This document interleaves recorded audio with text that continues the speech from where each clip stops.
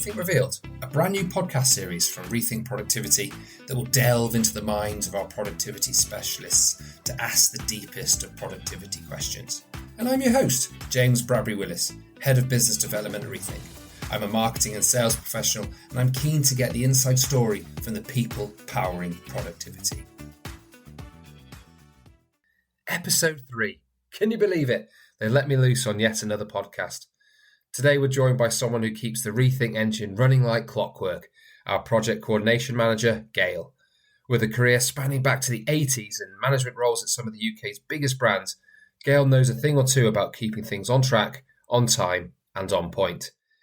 In this episode, we're lifting the lid on what it takes to plan and deliver a productivity project, from juggling locations and timelines to matching the right analysts to the right jobs. Gail shares how ReThink sets projects up for success and what clients can do to help make it all run smoothly.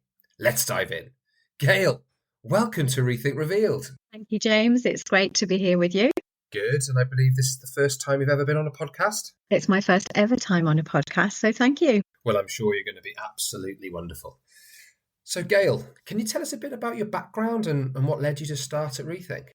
Yeah, thank you. So I qualified as a pharmacist originally, and I've worked in various retail and healthcare leadership roles across the years. I have more than 35 years experience, firstly with Lloyd's Chemist and then with Boots for 25 years in a variety of store leadership roles, area manager, regional pharmacy manager, care home services business development manager, and an airports retail area manager. So lots of experience across the sector. More recently, I've had experience working in the charity sector as a retail area manager with the National Trust. I joined ReThink about 18 months ago now as project coordination manager. And it's been great to able to use my retail, healthcare and operational experience to support the delivery of projects and business insights for our customers. I find it's really helpful to have been involved in delivering numerous change projects over the years, both operational and people change. And it's given me a real experience of leading teams through the changes and given me a good insight into what our customers need to make a project successful. And then more recently, I have completed my training with the ReThink Academy to become a qualified work study engineer, again, giving me a little bit more insight into what our teams on the ground need to make everything successful. So what would you say was the most rewarding part of your role? Lots of rewards in this role for sure, but I think the most rewarding is working as part of the ReThink team to deliver really great projects for all our customers. I think right through from the initial proposal through delivering quality data and insights that really make a difference to the customers' businesses. And to see those put into action after all the work we've done together is really rewarding. Fabulous answers. And I want to start off with you really, Gail, on some quick fire questions just to get your brain going. Quick fire questions. What's your secret weapon for keeping a project on track? So, secret weapon, I say I have quite a few, an arsenal of secret weapons. First and foremost, no surprise, is communication. It's definitely top of the list. And I think following on from that, we have a real proven planning process that supports customers at every stage of the study, ensuring that we really stay on track of milestone dates, which is key. And then the other weapon that we have, which is no secret, is our great team of ReThink productivity consultants. They're all qualified work study engineers. They're really professional, reliable, flexible, and I think they really are at the heart of all we do. Fabulous. And now you're only allowed to choose one. If every project had a mascot, what would be yours? An owl, because you're wise, a sheepdog because you herd everyone together, or a duck because you're calm above water but paddling like mad underneath? All of the above, but just the one, I would have to be a sheepdog. I think it's a really good analogy of how it feels sometimes trying to gather together a multitude of wandering parts to get them all to the same place at the same time. But I think actually I'm probably more like the farmer with quite a few sheepdogs in the field, all taking their sheep to different pens, as we have lots of projects going on at the same time. Okay, so you have to choose kick-off meetings or project wrap-ups. Kick-off. I love the excitement of the start of a project and making sure we have everything we need as we move on through. Excel or to-do lists? I'm a to-do list girl. I think that feeling of ticking something off, you can't beat it. Google Meet or Microsoft Teams? Google Meet. I think that's what we used to. So it's my old favourite. Very well answered, Gail. And just moving on to the general Q&A session. Let's start at the very beginning. What are the steps that ReThink takes to set up a new project and make sure it gets off to a strong start? So yeah, there really are key stages of planning at every project. We've adapted tools, templates, internal processes that will really help take a study from the initial proposal right the way through to the delivery of results. These stages have been created and adapted over many projects to really ensure success. I think a little bit my role is like an air traffic controller. We've likened it to that a few times to make sure every project has a really smooth takeoff and an on-time landing. So I've got 3 main steps that I just summarise for you, I suppose. The first one is the project planning. So that's really working closely with the clients to create a plan that delivers their needs and taking time and having really good conversations to understand what they want right at the start of a project is very important. Then that allows us to match the right ReThink expert to be available on site when needed, including arranging scope meetings before the study starts and agreeing key milestone dates for the customers and our team, and communicating that. So that's very much the first stage. And if you're getting that right, that really is the key to success. The next stage is over to me for detailed planning. The plan needs to really surface the best insights, and this does require a real detailed plan, making sure we have the right mix of days, shifts and roles. Also, we need to work around any client days off, holidays, or of course any unexpected changes. And these detailed plans we can share with everybody to make sure that the locations, the shift times, the study types are visible to everybody and that everybody has the most current and up-to-date version. And we adapt those as we go along. So it's really keeping my eye on the ball throughout the project to make sure those detailed plans stay on track. And then the other key aspect of any study is ongoing support. That's both with our customers, but also with our team. So once the project is in flight as such, I'll coordinate all the activity behind the scenes to keep everything running smoothly. We have weekly updates with our own team to make sure everything's on track and provide our customers with valuable weekly updates as to where everything is, to reassure them everything's going well. I also then, of course, plan the data handovers between our analysts and the insights team. And last but not least is booking in those all-important presentation of results meetings with customers at the end of the project. Very busy by the sounds of it. So thinking about being busy, ReThink works across different industries, locations and time zones. How do you plan effectively when every project comes with its own unique shape and complexity? Yes, we certainly do have a variety of different types of project for our customers. We've covered retail, hospitality, pharmacy, opticians, warehouses, delivery and distribution, and more recently even cruise ships.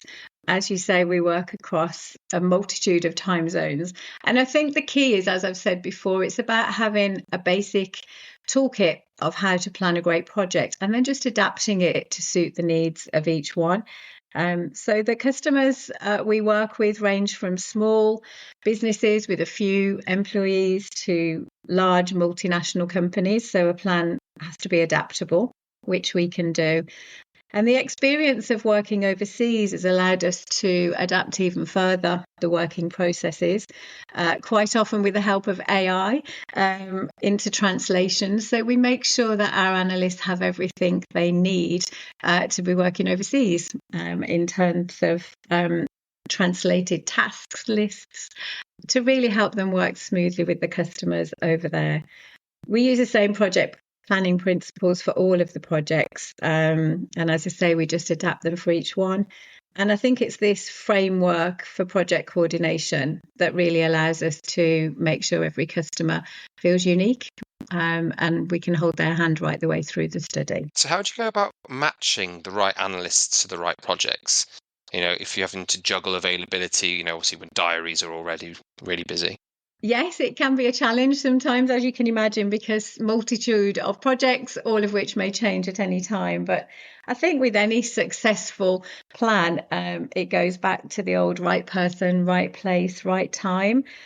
All of the ReThink productivity consultants are qualified to a high standard, and they all have a broad experience across a wide range of studies and industry. So I have a great team, very flexible team to work with to allow us to plan the right person whenever we need.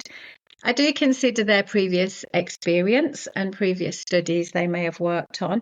It really helps them gain the best possible data and observational insights if they're working in a type of business that they've worked in before. So wherever possible, we try to match relevant experience with every study. And we'll also consider geography. Obviously, we cover all areas of the UK and overseas, and our analysts live across the UK. So wherever possible, my starting point is always to try and minimise travel distances for our team, both to reduce costs for our customers, but also doing our little bit to help support the environment wherever we can. So, as I say, what allows me to do that is the incredible flexibility of our team. They're able to move quickly from one project to another. Sometimes they may be doing one project at the start of a week and then flipping over to do another project at the end of the week. So we can really make sure everybody is where they need to be at the best time. We also have to plan the detail of the study type to make sure we get the right times and days of the week. And again, that flexibility of our team really enables me to do this, so we can make sure that we have people where they need to be when they should be there. Very, very good. And I suppose from your perspective, what can clients do then to help keep things on track and ensure their projects run smoothly from start to finish? Yes, it really is about teamwork, us working hand in hand with the customers. It's their project, and we would want it to feel like that all the way through. So it's a really close relationship that we build for every project. And that always starts off with time given for a real quality setup. We will always have at least one, if not more, setup calls with all of the relevant team.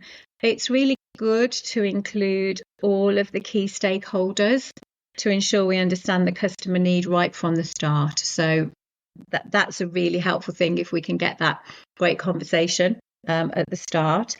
It's also very helpful to have a key contact for myself and our team, both as we set up and also as we move through the plan, so we can really stay on track of key milestones, and we're able to adapt quickly to any changes. Every plan, the best plans in the world, as I always say, is a changeable plan. And it's our ability to have the right person we can contact quickly to make sure that those changes are seamless and we still can deliver everything we need to.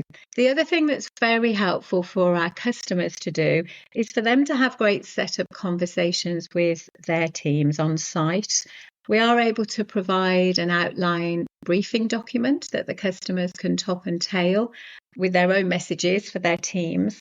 And we can also join any conference calls. Sometimes the The teams on site can feel quite apprehensive. Obviously, they're being studied, they're being measured, and they can feel quite nervous about this. And we've found the more communication and conversations beforehand just reassure people on site that there's nothing to worry about and they've got all the answers to any questions they may have ahead of the study.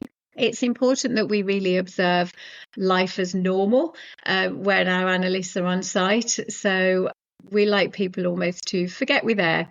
Our team are great at just working in the background. They're very approachable, they're very friendly, but they won't interrupt or get in the way of anyone's day. And I think the more information that the customers' teams have about this before they start, it's really, really valuable. Fabulous, Gail. Thank you ever so much for that. We're going to move on to the top 3 tips. And you've seen a lot of projects delivered over the years. Can you give us 3 top tips from 3 to 1 on what are some of the habits or practices that constantly make the difference between a good project and a great project? In 3. We've got a detailed plan. As I've said, we need a wide range of really high quality data. So it's important that we deliver the right person, right place, right time. In number 2. I would say great conversations with our customers, with our teams, to ensure we really understand what our customers need and to ensure we've got a great plan to deliver it. And the number 1 tip. And then finally, in at number 1, no surprise, is communication. At every step of the way, we need everybody to understand the plan, understand the part they play in the plan, and to ensure that it stays on track and delivers great results. Well, Gail, I must say, are you sure that was your first podcast today? It was, James. It might well be my last. No, you smashed it out the park. You were fabulous today. So, Gail, thank you ever so much for your time. I found that really interesting. So I'm sure the listeners out there found it interesting too. But thank you ever so much for coming on to ReThink Revealed, and I'll catch up with you very soon. Thank you for having me. Goodbye. See you now. Bye-bye. Well, that's it for ReThink Revealed. I hope you found it insightful, and like me, you learned something new. You can find great podcasts from ReThink Productivity on our website, which I'll link in the show description along with the music we used today. I'll hopefully catch you again soon for the next episode of ReThink Revealed. Until then, bye-bye.